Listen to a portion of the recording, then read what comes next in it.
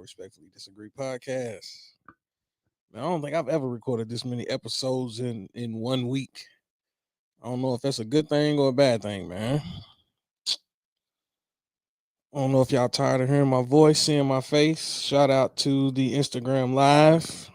Look like Chuck is on there. Uh See Zoom Lebron kicks on the live. Appreciate y'all tapping in on this early afternoon. Fresh off work, man. And got some things I want to get off my chest, bro.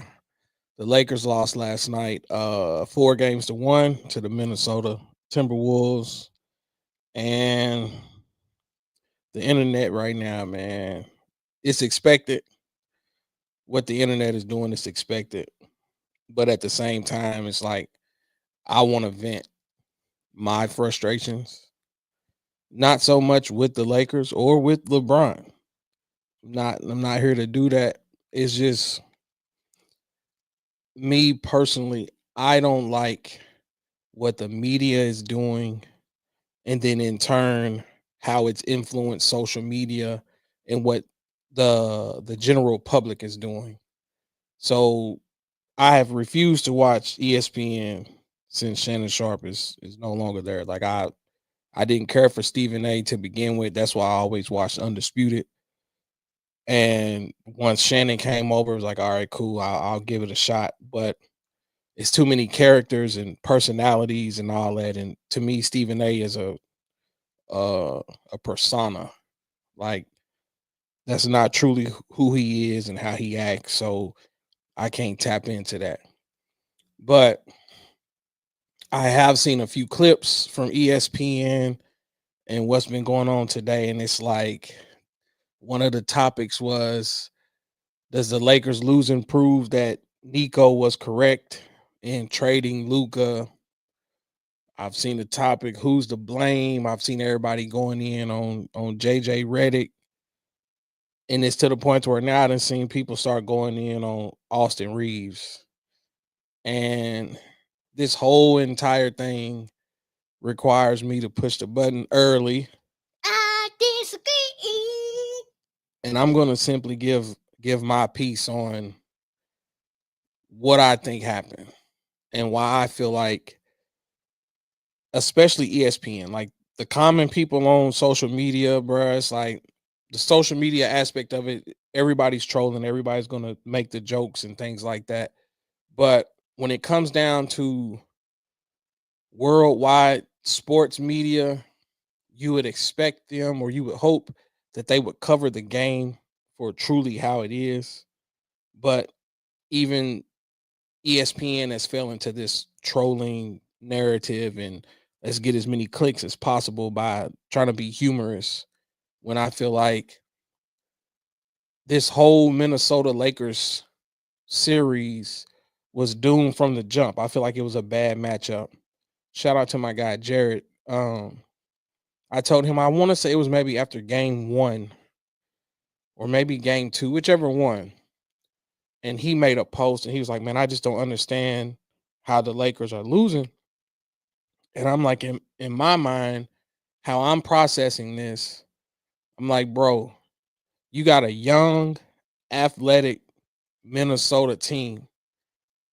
The length across the board outside of Mike Conley, you already knew that that was going to disrupt the Lakers. Game 1, they started picking Luka up full court. They put McDaniels on him. They're guarding him full court. They got Julius Randle on LeBron at times, and then they kept switching it up. They'll throw Anthony Edwards out there, and they're just constantly sending different personalities, different defensive styles at Luka and LeBron. And you throw in Austin Reeves. All year long, bro, Austin Reeves has been cooking his matchup. This is even before the Luka trade.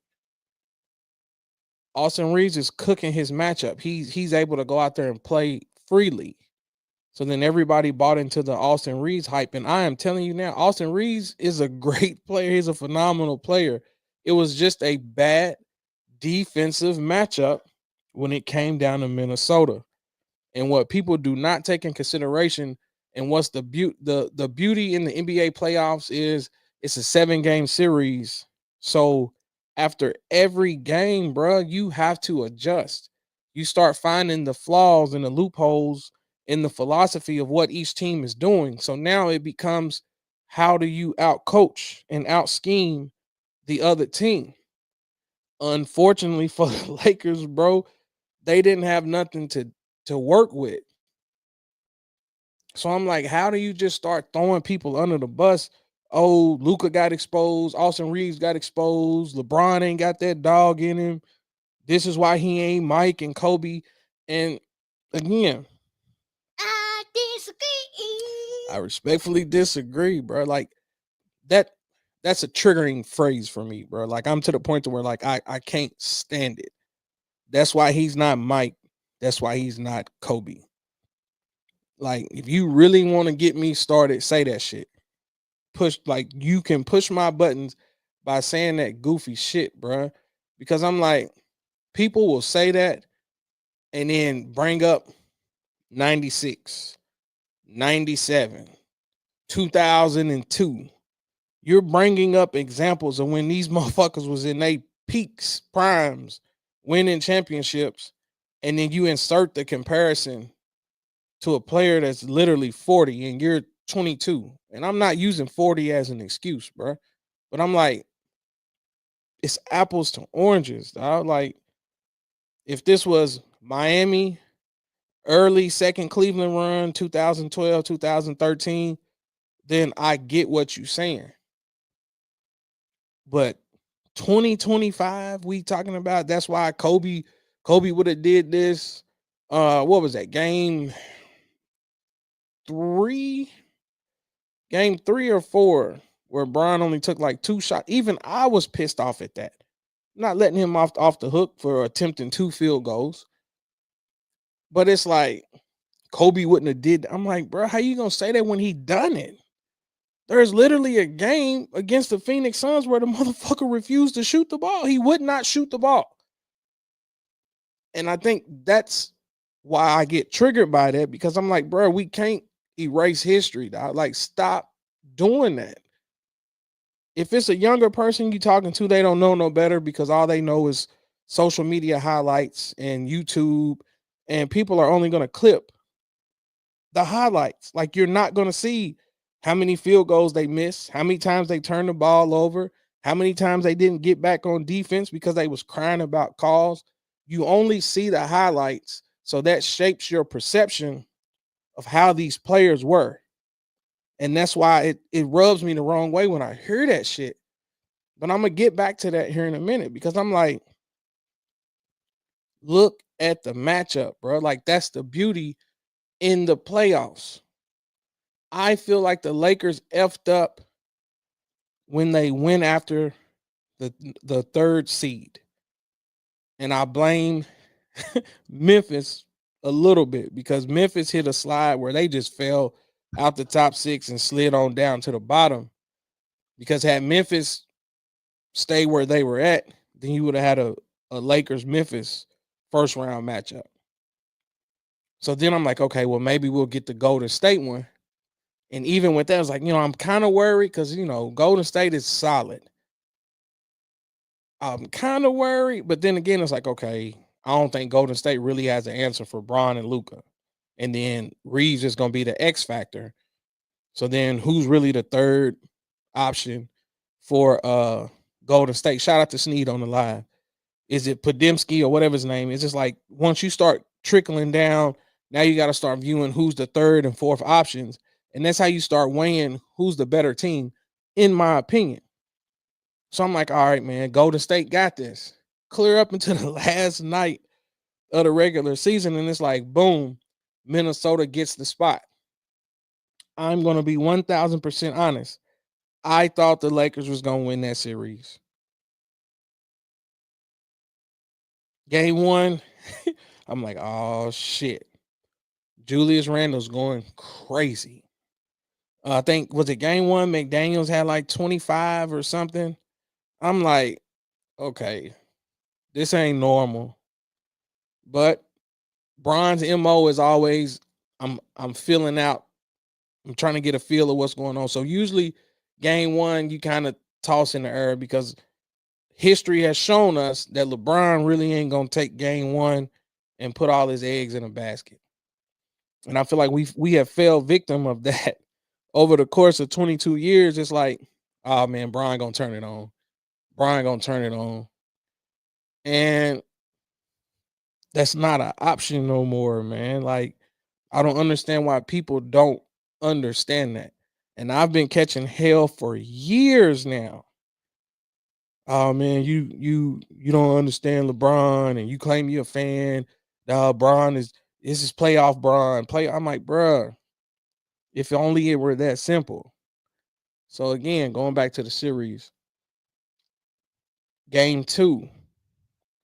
You know what?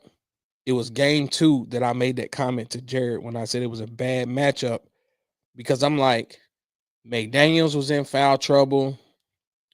I think Randall was in foul trouble. Gobert, all of them was in foul trouble, bro, and they was still struggling. And I was like, nah, man, this like this is just who they are. Like at this point, that's when you started realizing that Minnesota is just a nightmare in terms of matchups defensively.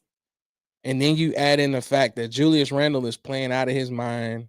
McDaniels is playing out of his mind. Nas Reed is playing out of his mind. Gobert he wasn't even a factor in the first 4 games.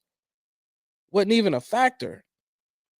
But you watching LeBron and Luka play high 30s, 40 minutes.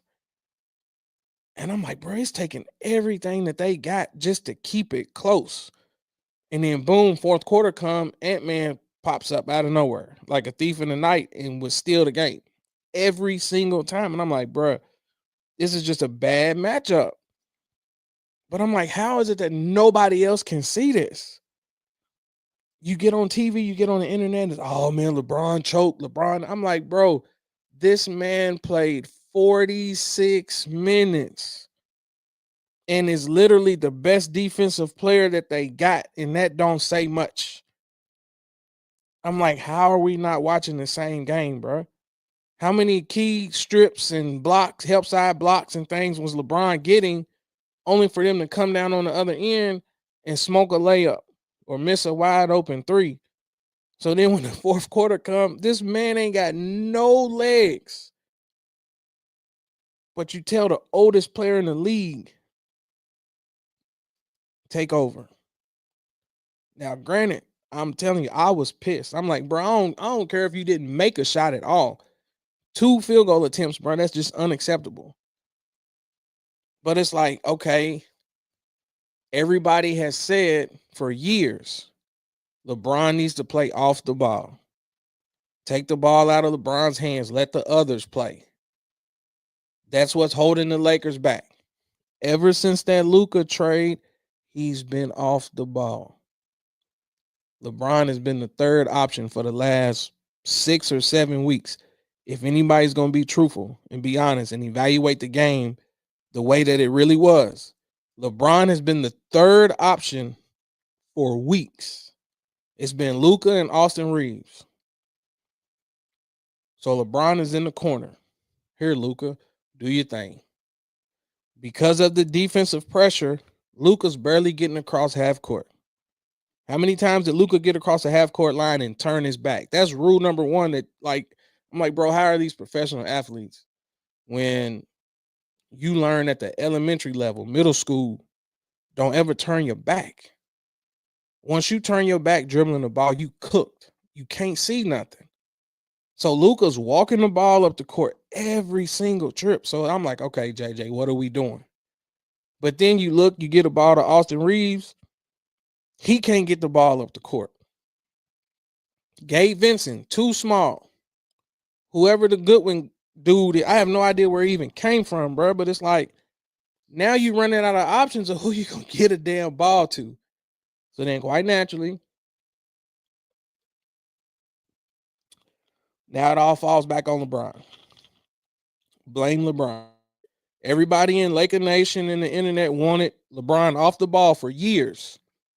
Now that he's off the ball, the shit ain't working. Now you want him to get the ball back. Now you want him to take all the shots. Now, granted, that dumbass three he took, you're up two with 30 something seconds left. Stupid shot selection. Dumb. The inbounds turnover, I do feel like it was a shitty pass, but I kept asking myself, I'm like, bro, why didn't somebody just break to the backcourt closer to the ball? Reeves broke left, and then Luka broke coming down and then went left. So you're right here at the half court line. You only got two options.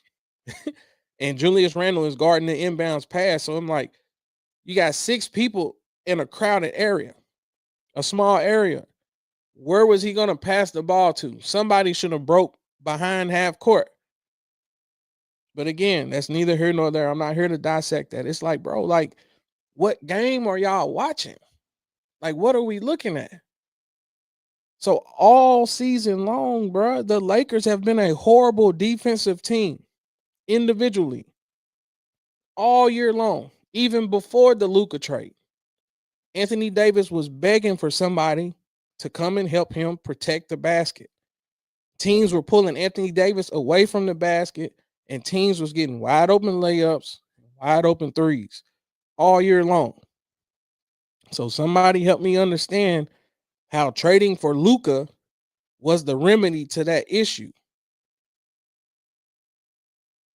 Like, it doesn't make sense. So that's why I'm like, bro, when we start talking basketball, man, like, throw that trolling shit out the window, bro. Talk basketball to me.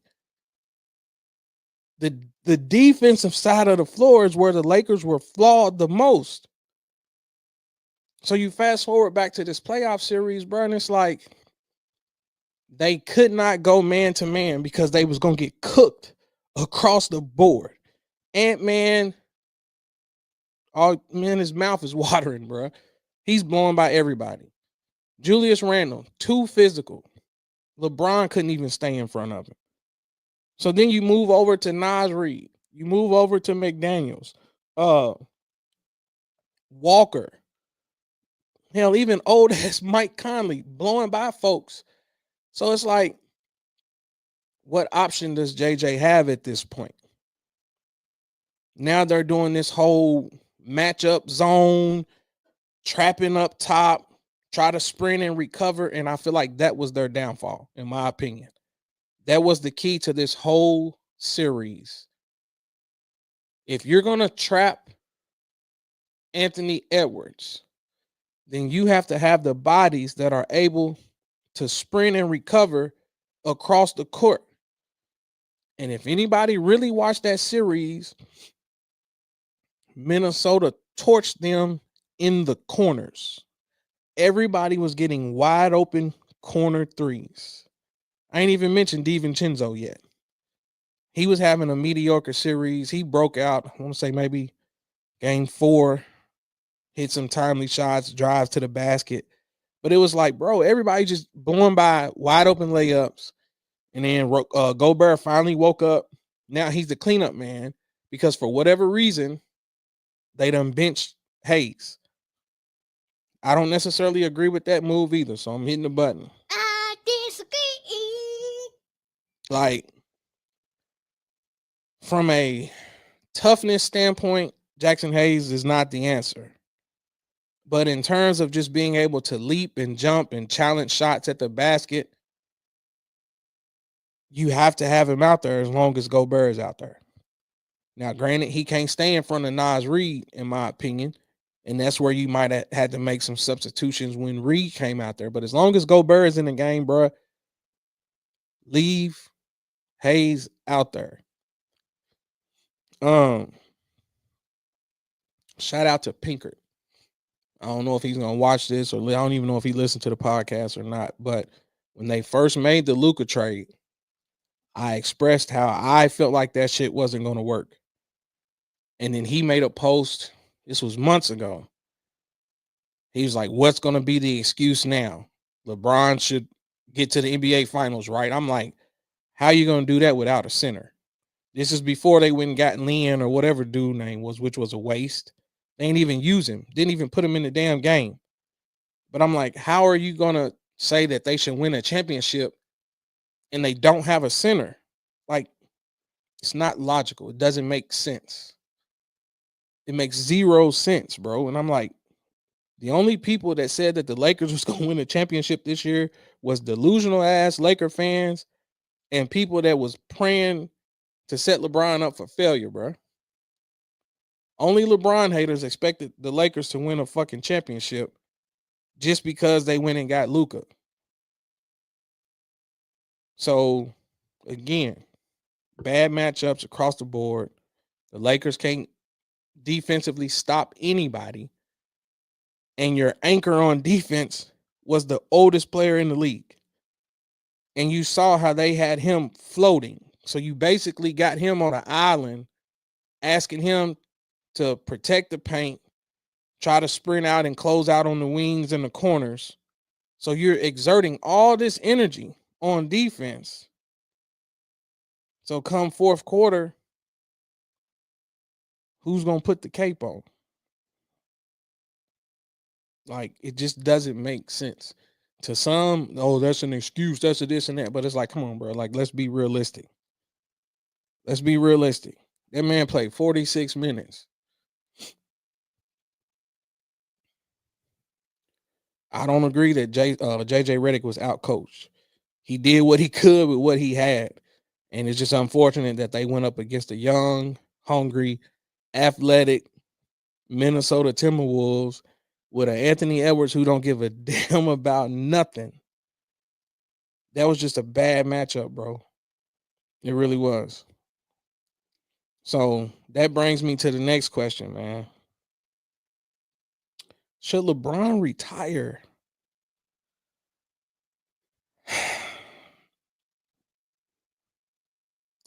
Should he retire, bro? And I really don't know how to process that yet because it's like you really can't fathom a guy that's averaging 25, 9, and 6 in the first round of the playoffs to say he needs to retire. But it's like the Lakers don't have no draft picks. They don't really have any assets that they can package together to bring somebody. So it's like, to me, they're stuck. So what do you do? Because this is just going to be a whole nother year, a full season this time with Luka and LeBron and no shooters, no defensive presence. So you're just going to get a repeat of what you had this year. So it's like, is it really worth it? And I think my biggest gripe with all of this is like, bro, at no point in history have we set these expectations on any player. So that's why I'm like, bro, just go on and retire, man. Like, at this point, all-time leader in points, almost every playoff stat, you're first place, got the most wins, got the most everything. There's nothing else to prove. The league is getting younger. You're not gonna like, unless a miracle happens, like, you're not gonna win another championship, in my opinion. So just let it go, man. Let it go and live with it. I don't know now at this point, is it somebody that's so eager to prove people wrong to where you're obsessed with going back out there?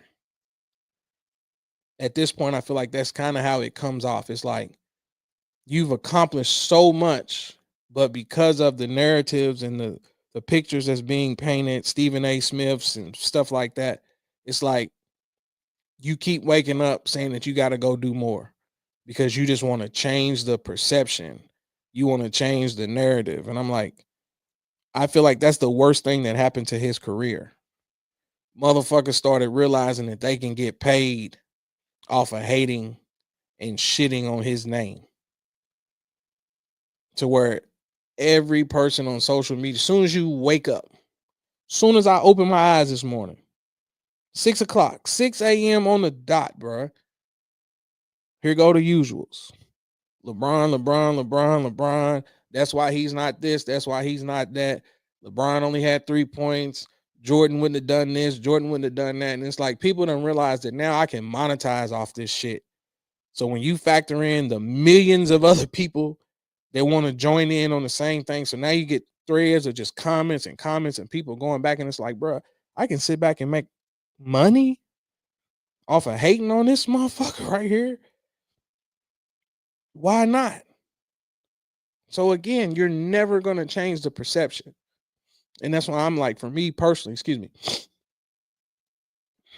for me personally, I'm like, bro, just retire, man. Like, there's not another athlete on this planet that wouldn't die to have the resume that you got, bro. Like, what else is there to prove? If you truly a fan of basketball and you really love the game, what else is there to prove, dog? You like,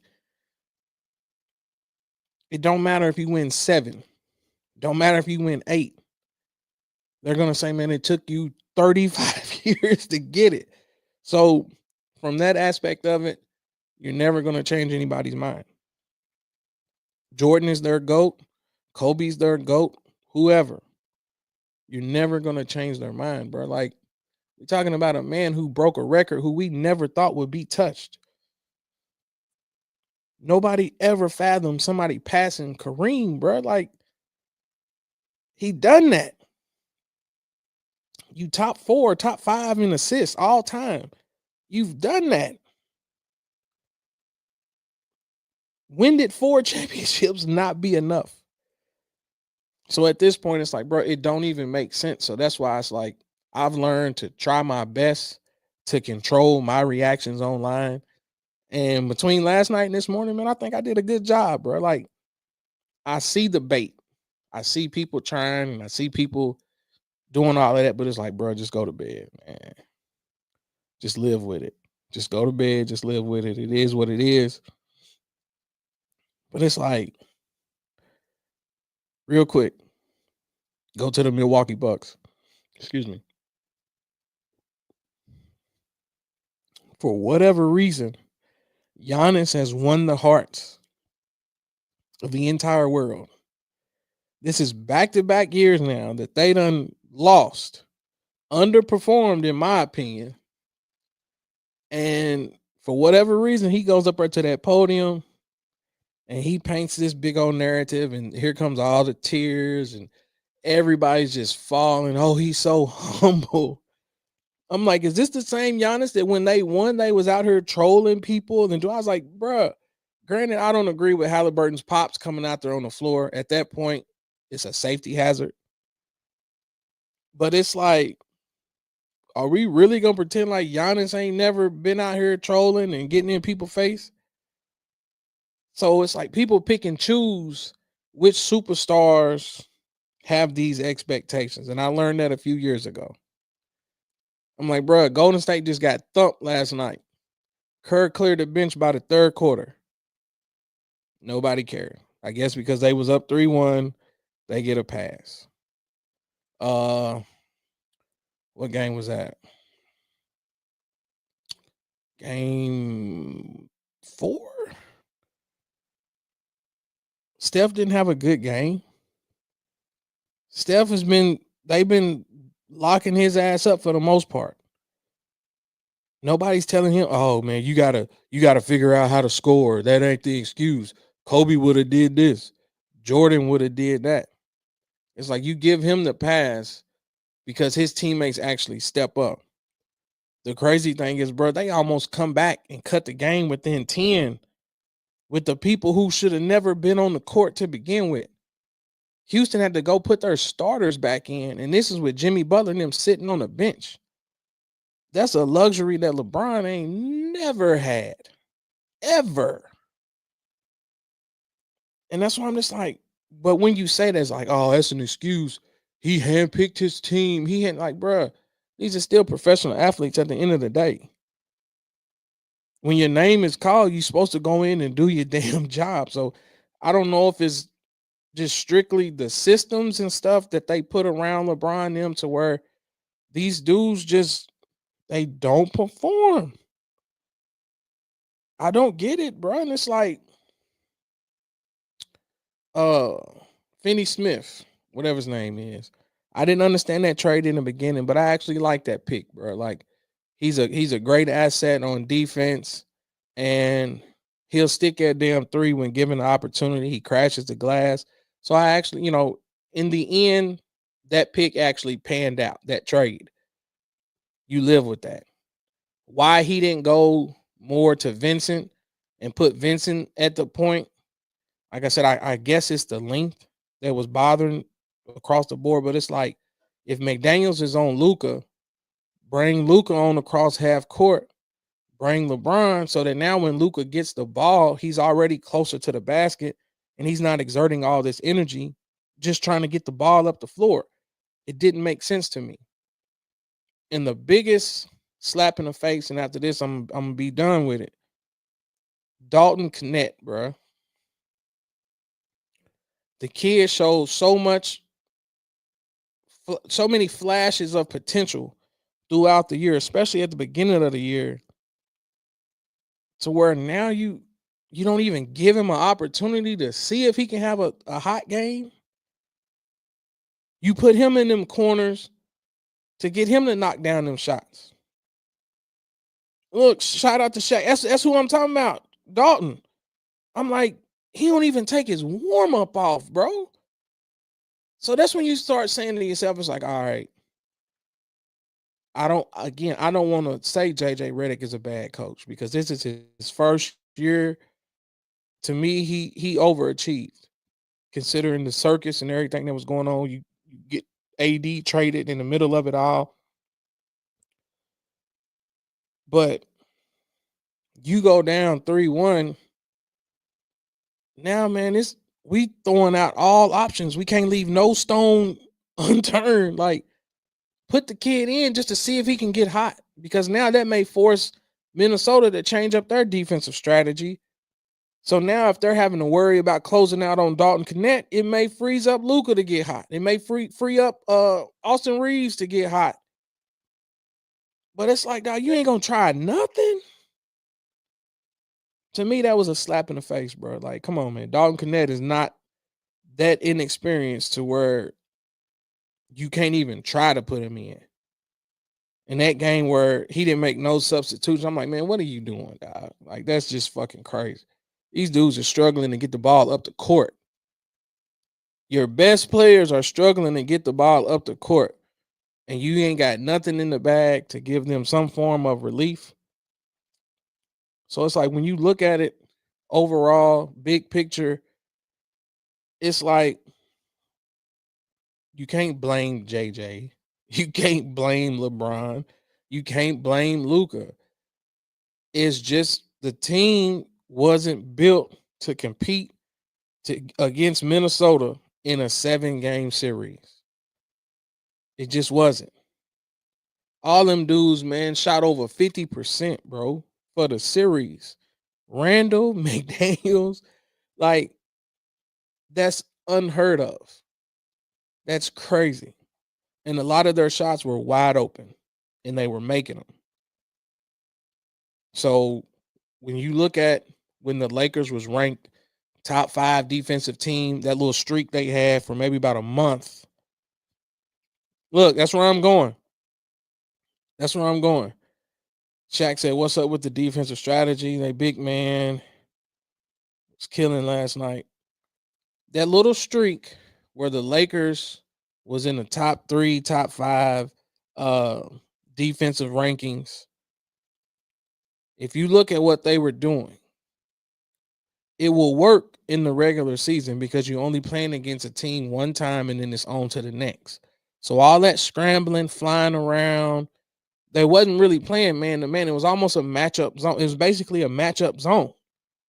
As soon as the ball skip across, they're going flying. LeBron's flying here, Luca. Like, that's how they were able to protect Luca from individual defensive matchups.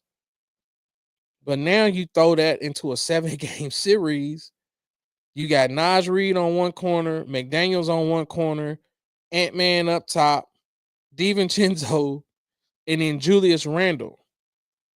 So you skipping the ball to a 3-point shooter. If Nas Reed don't have the shot, he's dumping down to Julius Randle at the elbow. Julius Randle can stick that shot, or he can get head down to the rim. That's 2 points. And if you close down on Randle, kick back out to the other corner, there goes McDaniels, who dropped 30 damn points, career high. Like everybody set a damn career high in this series at some point. Gobert had a 20-20 last night.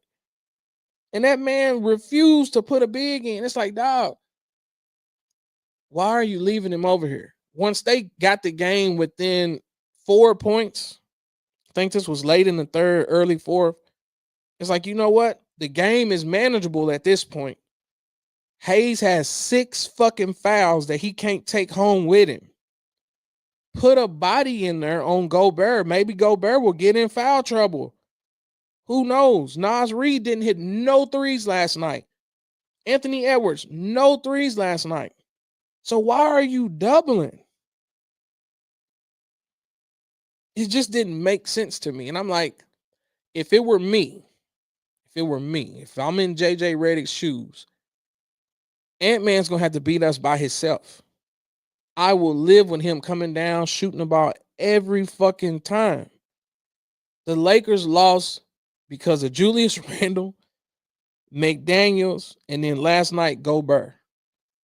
You were not going to stop Anthony Edwards from getting 30 points. It didn't matter what kind of defensive schemes you had. Anthony Edwards was going to get 30 points. And that's why I'm just saying, I'm like, bro, Anthony Edwards played horrible last night. He had the worst game of the series and they still won. And it's simply because it's like, bro, like, you don't have the roster to send a double at him and then expect a 40-year-old man to sprint out, close out on a shooter, then sprint back to go help rebound because Rudy Gobert is down there and you don't have a center in the game. It doesn't make sense. Like, it's crazy to me. And then real quick, going back to does this prove that Nico was right to trade Luka? No, it don't. It don't. The part that people are not factoring into this equation is that when you look at the Luka Kyrie backcourt, Kyrie Irving can score at all 3 levels of the floor. Kyrie Irving can get downhill and create. LeBron don't have them kind of handles. LeBron don't have that kind of jump shot. So LeBron is restricted in terms of where he's going to be effective at on the floor. In this series, a lot of LeBron's baskets was him. Them few little games where he got hot from 3, you live with that. But then he had a game where it was like he couldn't buy a 3. But now the paint is clogged up, so he can't get downhill and score around the basket. So now he's settling for these little 15, 17-foot shots, and they're all contested. Kyrie Irving, you didn't have that issue. And if you did, then boom, here goes Gafford. Here goes Lively, lobs. If you try to stop that, there's PJ Washington in the corner. Like, you can't say, well, Dallas made it to the finals last year. Like, bro, the roster matters. The roster matters. Why? Like, how and why do we just get to eliminate all the factors of basketball? And I think that's the part that pisses me off the most. It's like, bro, like, what are we talking about if we're not going to look at the full picture? If you're not going to look at the whole picture, what are we talking about? Jordan would have done this. Kobe would have done that. No, the fuck they wouldn't. Shut up. Shout out to Clyde, man. Me and him had a nice little conversation the other day. And hold on. His game is turned into Jordan before he's completely left the game. Bron is straight limited. They can't rely on how he used to play anymore. Exactly. That's why for me, bro, LeBron is my guy. I still to this day, like, you're not going to change my mind. I feel like LeBron is the greatest basketball player that I've ever seen. If you're going to look up the term and the definition of basketball and how the game was designed to be played, there's no way that you can watch that man play basketball and say that he doesn't play the game the way it's designed to be played. He scores, he rebounds, he assists. Like, what else do we want? What else do we want? But I'm saying all of this because Jordan would have done this. Jordan would have done that. Jordan played until he was 40 years old, bro, and he did not do that. Then it turned into, oh, well, when he was with the Wizards, it was just because people didn't want to see him leave the game and we just love Jordan. We appreciate everything he done. Bullshit. I disagree. The Washington Wizards had playoff expectations. The goal of Michael Jordan coming down on the court was to help the team make the playoffs. And I said to Clyde, I said, bro, the preseason projections was that the Washington Wizards was going to finish in the top 6. They had them projected as a 5 seed or a 6 seed. And they didn't make the playoffs. That's a failed season. You didn't meet expectations. And he says to me, when do we start counting projections as a measuring tool? And I'm like, what? It doesn't make sense to me. It's like, bro, I gotta learn to just pick my battles and just shut the fuck up, because I'm like, you tell one guy he's got to guard the best player at 40. He's got to score 40 at 40. He's got to play 46 out of 48 possible minutes at 40. But then the other guy that's 40, oh, well, he didn't play with an all-star like Anthony Davis or Luka. What?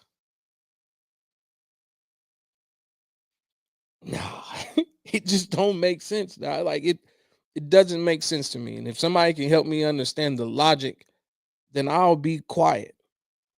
How can a team that was expected to improve from the previous year, the first year he played, cool, no expectations. We glad to see Mike back out here, see what he can do, blah, blah, blah, blah, blah. Then the next year they got Stackhouse, they got all these people, and they were projected to improve. They finished 10th, and I think that season they won maybe 36 or 37 games, and the 8th seed might have won 40. So you're trying to tell me that at no point during the season was the Washington Wizards not trying to make the freaking playoffs? If Jordan would have got that team into the playoffs, you never would have heard the end of it. Jordan got them to the playoffs and he was 40 and it was a terrible Wizards team and this and that and this. This man is a 3 seed at 40. It don't count. Without a championship, it don't count. Make it make sense. And then Giannis gets to go home in the first round, and this is supposed to be peak Giannis.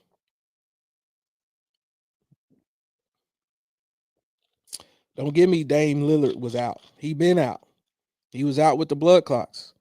I'm like, hell, if you look at Gary Trent Jr., dropped a 30 ball. Whoever the AJ Green dude is dropped 20 something. I'm like, I didn't even know who these people were.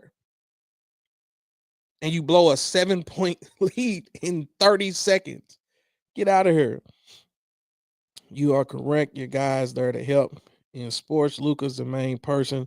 Lakers brought him in for a reason, because Bron is going out the door. Exactly. And that's why I'm like, how did the blame shift back to LeBron, even though he ain't been the number one option for weeks? Make it make sense. Luka is a walking triple double. And I'm not here to bash Luka. This is not what this is. I'm not here to bash Luka. Luka's a walking triple double. This man had what? 37 points, 1 rebound, and 2 assists. I'm like, that to me is the answer to all of this, bro. They took away his ability to get others involved, and they was like, we'll live with Luka pounding the hell out of the ball and taking all these shots. The Lakers don't have anybody on the floor that can rebound and give them second chance opportunities. So we'll live with Luka out here launching jumpers. We'll live with this man. They said he had a stomach virus, had a stomach bug, and he's out here launching threes in crunch time. Step back threes falling out of bounds in crunch time after you tie the game up. It doesn't make sense. It's like, come on, bro. You sick. LeBron got us where we needed to be at in the first half. He did what he needed to do. Austin Reeves is still struggling, but it's like, okay, boom, you tie the game up. Get everybody else involved and try to steal a game. Nope. Step back three, falling out of bounds. They go on a 13-1 run and you lose the game. This looked exactly how they looked against Denver last year, bro. The Lakers was up in every single game, and then they lost the fourth quarter. And you didn't learn from any of that? Again, it doesn't make sense, but it's like, it's LeBron's fault. If it was Jordan, he would have did this. Kobe would have did this. Kobe's last 3 years, the Lakers were a lottery team. And that's why I hate Laker fans, bro. I want to put that on the record. I am not a Laker fan. I hate the Lakers. Can't stand them. Kobe would have did this. Kobe would have did. The Lakers were not even on TV his last few years. You couldn't even pay anybody to sit down and watch a Lakers game. Now all of a sudden the Lakers got the most games. Man, that's why we didn't want LeBron. LeBron's terrible. LeBron's this. Like, bro, shut up. Don't make sense. So I want my guy to retire, man. Leave LA. Leave him alone, man. Let they ass have Luca, have Reeves, deal with all that bullshit. Anthony Davis is now in Dallas, so Anthony Davis ain't got to be stuck with that nightmare. Leave their ass over there. I don't get it. But anywho, man, at this point, I honestly feel like Boston legit is gonna repeat. Um, this Denver Clippers game tonight is gonna be very, very important in terms of if Murray comes out like he did the other day, it's a wrap. Um, I don't hear anybody putting any of that pressure on Kawhi. Before the playoffs started, a lot of people were saying the Clippers had a legit shot to go to the Western Conference Finals and or the finals. Kawhi had that monster game, and I told y'all the claw is back. He's healthy. Even I was drinking that Kool-Aid. He ain't been nowhere near that since. James Harden looked like playoff James Harden last game. Out there just for cardio. They they relying on Zubac, bro. Like, come on, man. What are we doing? But we gonna blame the 40-year-old. Oklahoma. I don't even know how to measure them yet, man, because that Memphis series, bro, it was like, man, they wasn't taking that serious. So I don't know how you measure Oklahoma. Um, I think Golden State's gonna get them boys up out of there tomorrow. And then you talking about a Minnesota team that's riding high right now. I think that's a dangerous recipe for Golden State in the 7-game series because they're gonna be able to guard Steph the same way Houston has been. The blueprint is out on Steph, in my opinion, bro. Like everybody knows now, if you just throw bodies at him, don't get me wrong, Steph is still gonna get his, 15 to 20.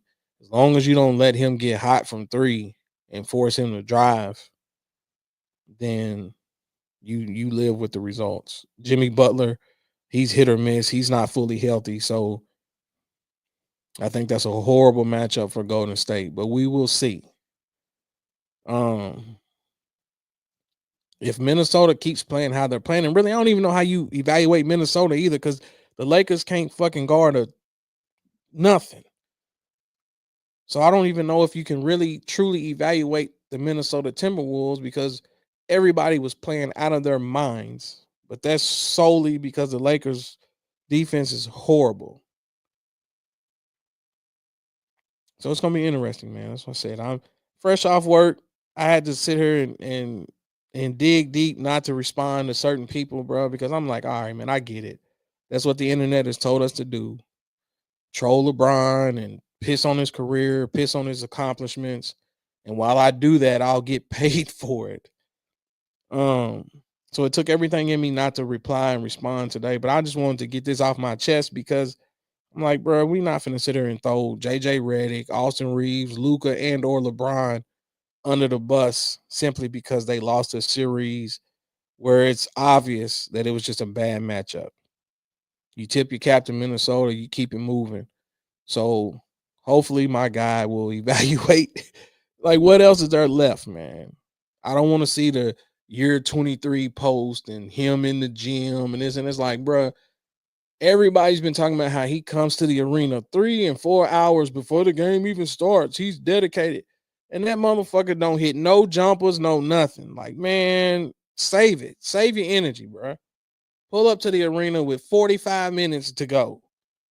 Come in there fresh. I'll fuck them warm ups and workouts before the game because it ain't helping.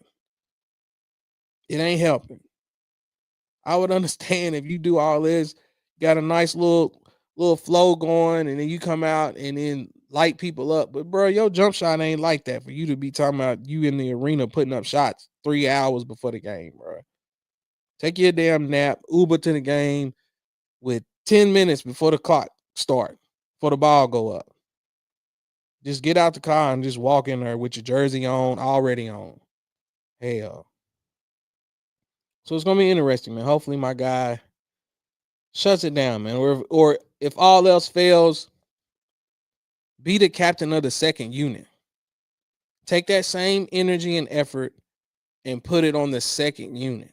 Let Luca and Reeves and them start the game out, do whatever they gonna do, and then you come in with the second unit and the ball is yours. You can play free, set people up, get downhill, get to the basket, do whatever you're gonna do, man. LeBron should only be playing 25 minutes max, maybe 30, depending on if the game is close. So that way, when the playoffs do come, then everybody that's on the bench has the confidence to go out there and play. And you won't have a situation where you got this year where the coach don't even have no faith in nobody. Like to me, that's got to be the ultimate disrespect, bro. There's no way that I'm a professional athlete, NBA player, and I don't even take my damn warm up off. I've never seen that before, man. That's crazy. So hopefully JJ will learn from this.